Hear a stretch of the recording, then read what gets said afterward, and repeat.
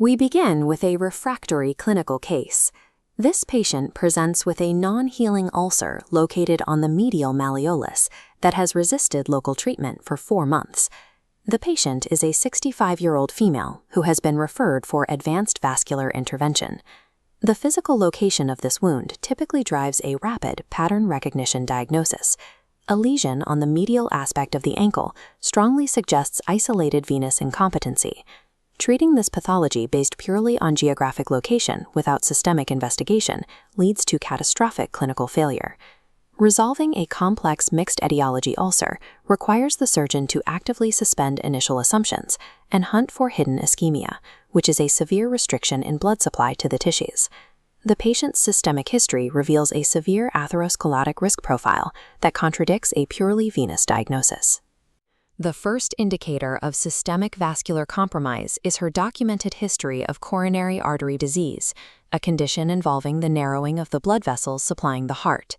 She also has type 2 diabetes, a metabolic disease adding severe microvascular complication risks. Furthermore, a stroke in 2009 confirms a long-standing multi-system atherosclerotic burden. Concurrently, there is an explicit absence of any deep vein thrombosis, or DVT. A lack of a deep vein blood clot complicates the initial assumption of venous disease. Finally, the patient is an active smoker at half a pack a day. This habit provides a continuous chemical insult to the endothelium, the thin cellular membrane lining the inside of the blood vessels. Systemic atherosclerosis progressively restricts arterial inflow. This alters the local tissue healing environment and accelerates severe ischemic damage at the wound site. The immediate non-surgical clinical requirement is aggressive smoking cessation to halt further microvascular degradation. The highly visible venous symptom is actively masking a critical systemic arterial failure. This presentation must be classified as a high-risk mixed etiology case. To map the hemodynamic baseline, we must transition to the physical examination findings of the patient's lower extremity. The exam reveals easily palpable femoral pulses at the groin, contrasting sharply with a complete absence of palpable distal pulses at the foot. This requires the definitive non-invasive diagnostic metric to quantify the perfusion deficit, the ankle brachial index, or ABI. The ABI is a ratio comparing blood pressure at the ankle to blood pressure in the other arm. This scale shows the patient's ABI score of 0.55, sitting squarely within the danger zone for severe peripheral arterial disease. This explicitly contraindicates standard high compression therapy, which physically collapses arterial capillary beds when internal pressure drops below 0.60. Applying high compression to a limb already starved of arterial inflow risks inducing rapid tissue necrosis. Any physical or surgical intervention on the leg is unsafe until the exact anatomical locations of the arterial blockages are fully mapped. Before the patient can proceed to the operating room, comprehensive dual system imaging is a strict clinical prerequisite. Complete arterial imaging is necessary to clearly define the inflow anatomy and identify viable target vessels for revascularization. Concurrently, there is a non-negotiable requirement for a comprehensive venous ultrasound.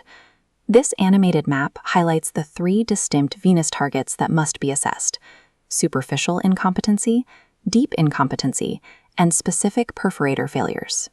Mapping both the arterial and venous systems simultaneously provides the complete hemodynamic blueprint required for a viable surgical plan.